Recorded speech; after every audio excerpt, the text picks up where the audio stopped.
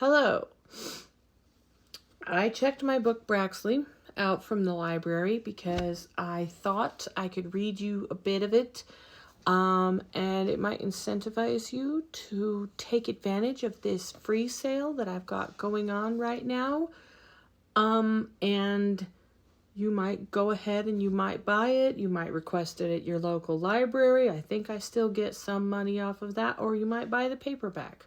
Or maybe you could save this video and buy it later if you so feel inclined to give me money when it goes off of the free promotion on the 8th. So I am going to, without further ado, read a scene to you where, if I can give you some context, Braxley found out that his daughter wasn't his biologically, so he attempted to remove her from her mother's care because he didn't really trust her with her. And he is thwarted by an active shooter that shows up on his job site and chases him in an alternate dimension.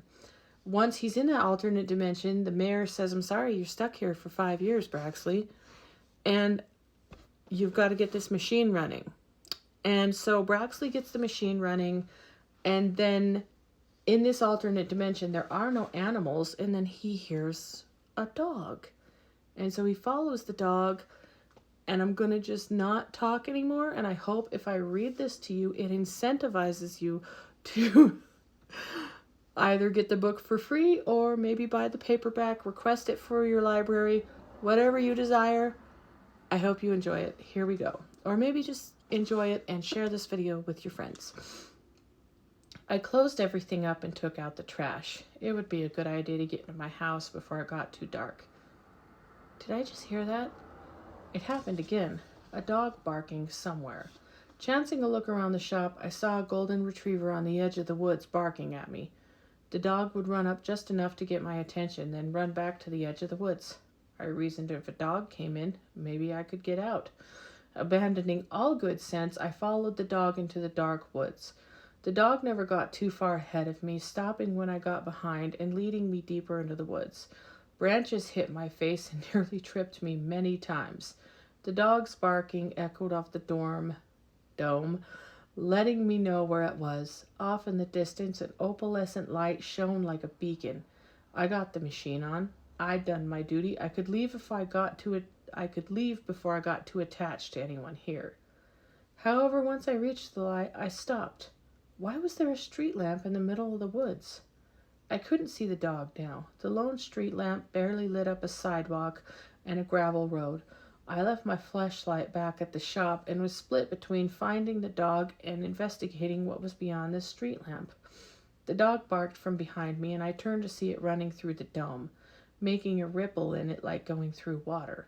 I crouched down and pushed through, being stopped when I saw the man who chased me in here, chasing a blonde girl who could barely run down a hill. She tumbled down the hill, hitting branches and getting dirt in her teeth. She fell outside the dome, and I pulled her in. I forgot my urge to get out when I noticed there was a gunshot wound in the girl's leg. I pulled her up, helping her to her feet, and ran with her as fast as her wounds and the weight of her body on me would let us. "Stop," she begged. I sat her down, removed my shoes, and tied both of my socks together in a makeshift tourniquet.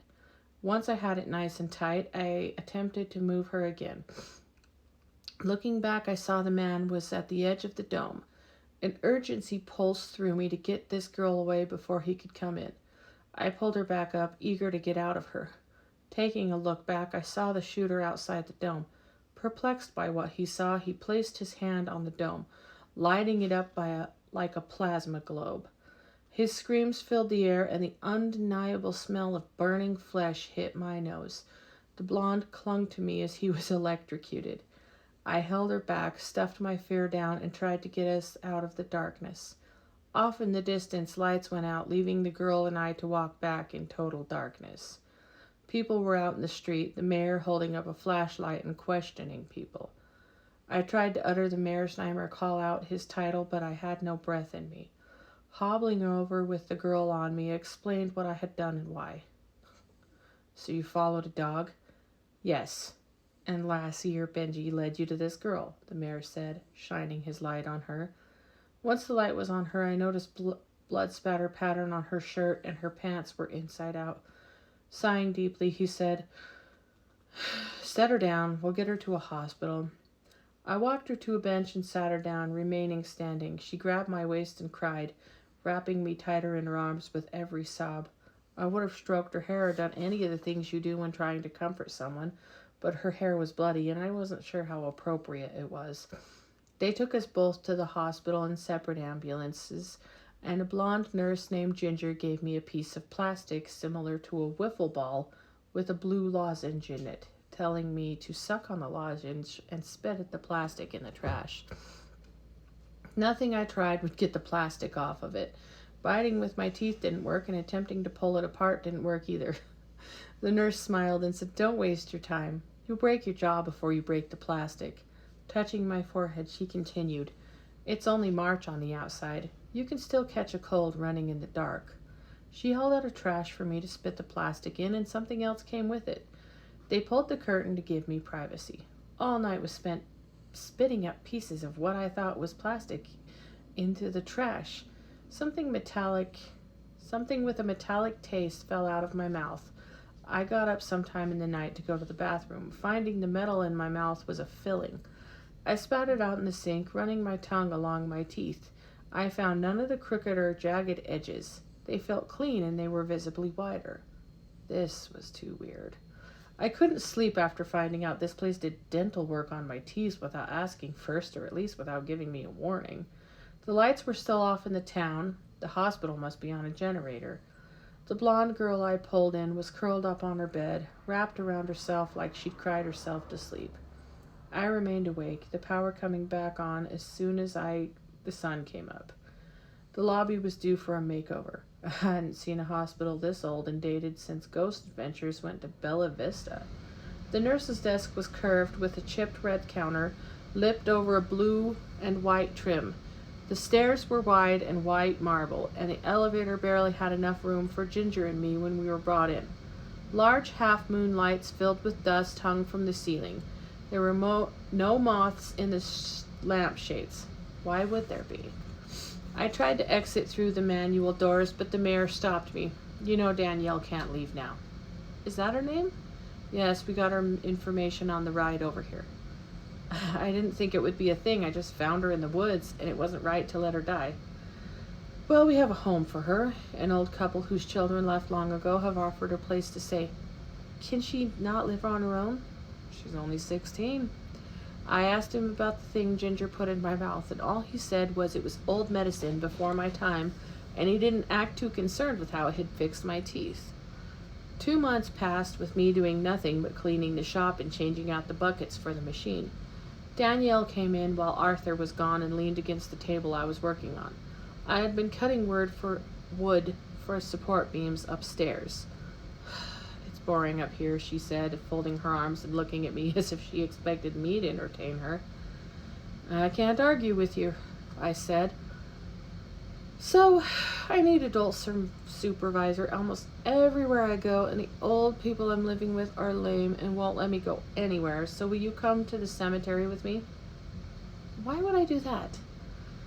"So we can desecrate the grave of that asshole that chased us both in here." "How did you—" The mayor told me. What would it hurt, I thought. Okay, fine, I'll go. Now, let's talk about Braxley for a minute. Braxley came along when I was having a hard time trying to get anything going. I was either writing absolute trash or stuff I wasn't passionate about.